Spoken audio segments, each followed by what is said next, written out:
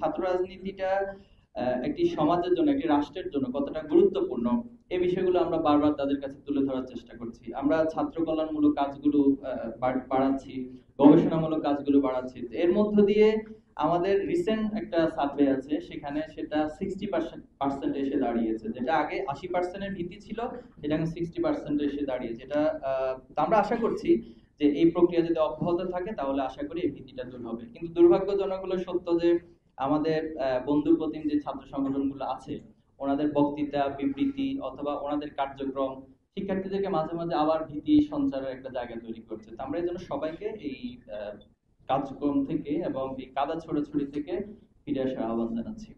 আর নতুন করে আপনি যেটি বলেছেন যে আসলে দেখুন আমাদের যেটা হচ্ছে একটা কালচার, যে একটা সংবাদ সম্মেলন হোক অথবা একটা বক্তৃতা বিবৃতি হোক, প্রতিপক্ষকে গায়েল করে কত বেশি বক্তব্য দেওয়া যায়। এখন আমি 5 মিনিট বক্তব্য দিব, 4 মিনিটে হচ্ছে প্রতিপক্ষকে গায়েল করে বক্তব্য দেওয়ার একটা প্রবণতা। এটা তো বিগত সময়ে ছিল, ফ্যাসিবাদের সময় ছিল।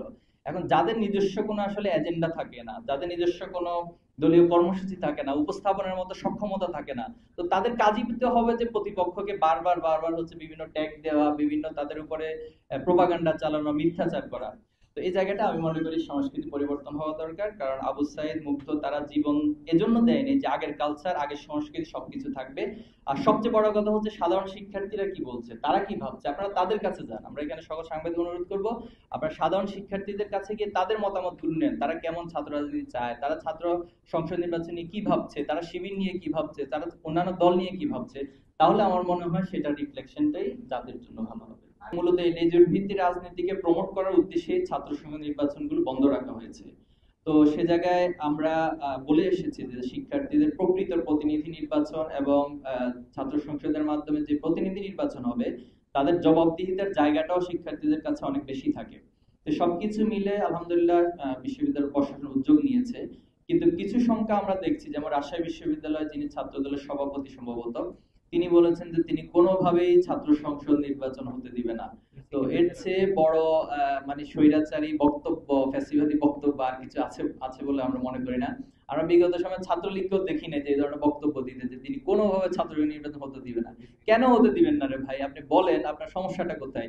এখন আপনি নির্বাচনে অংশ নিতে পারবেন না, এই জন্য আপনি যদি ছাত্র সংসদ হতে না দেন, অথবা আপনি নির্বাচনে পরাজয়ের আশঙ্কা আছে এই জন্য যদি ছাত্র সংসদ নির্বাচন হতে না দেন, তো তাহলে এটাকে আমরা ফ্যাসিবাদী ফ্রেমিং এর মধ্যে সংজ্ঞায়ন করতে বাধ্য হচ্ছি। নারীদের অংশগ্রহণ তো অবশ্যই, আমাদের এখানে নারীদের শিক্ষার রিলেটেড আমরা আলাদা একটি দফা উপস্থাপন করেছি সংস্কার প্রস্তাবনা, এবং সেখানে বলেছি যে নারীদেরকে তারা অনেক ক্ষেত্রে এখনো কিছু ভীতি আতঙ্ক তাদের আছে একটা ক্যাম্পাসে যাওয়া, তাদের জন্য নারী বান্ধব যে পরিবেশ প্রয়োজন সেটা প্রশাসন অনেক ক্ষেত্রে দেওয়ার ক্ষেত্রে ব্যর্থ হয়। তো এই বিষয়গুলো প্রশাসনের পক্ষ থেকেও যেন জোর প্রচেষ্টা নেয় এবং নারীদের নিরাপত্তা নিশ্চিত করে, আমি মনে করি বিশ্ববিদ্যালয় প্রশাসনকে যথাযথ ব্যবস্থা অবশ্যই আমাদের প্যানেলে নারীর অংশগ্রহণ থাকবে।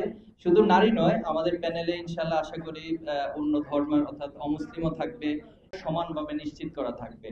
সবার ধর্মীয় মূল্যবোধ তিনি সেটা পালন করতে পারবে। আপনি যে পয়েন্টটা নিয়ে এসেছেন, সেটা যদি ইসলাম সাপোর্ট করে, সেটা যদি হিন্দু ধর্ম সাপোর্ট করে, সেটা যদি অন্য ধর্ম সাপোর্ট করে, তাহলে সেটা ইনক্লুসিভ সংখ্যার মধ্যে আসতে পারে। কিন্তু সেটা যদি না করে তাহলে অবশ্যই সেটাকে রিজেক্ট করতে হবে। বাট আমরা চাই যে এখানে কোনো ধর্ম, বর্ণ অথবা বর্ণ বৈষম্য এর মধ্য দিয়ে শিক্ষার আলাদা সুযোগ সুবিধা থাকবে না, সবার জন্য সমান সুযোগটা নাগরিক হিসেবে নিশ্চিত করা।